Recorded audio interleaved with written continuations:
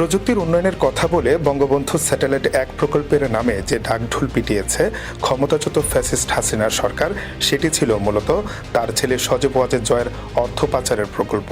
হাসিনা সরকারের ১৫.৫ বছরে আইসিটি ও টেলিকম খাতের অনিয়ম, দুর্নীতির ঘটনা অনুসন্ধানে অন্তর্বর্তীকালীন সরকারের গঠিত টাস্কফোর্সের তৈরি করা শ্বেতপত্রে এসব তথ্য উঠে এসেছে।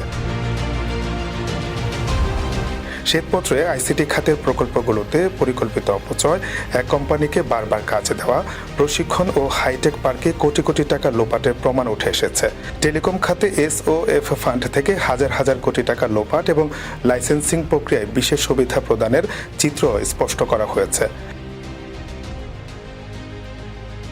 প্রতিবেদনে উল্লেখ করা হয়েছে, এসব অনিয়মের পেছনে আওয়ামী লীগের প্রভাবশালী নেতারা ও সজীব ওয়াজেদ জয় যুক্ত ছিলেন। শ্বেতপত্রে ডিজিটালাইজেশনের নামে নীতি ও অর্থস্বার্থকে ক্ষতিগ্রস্ত করার চিত্র তুলে ধরা হয়েছে।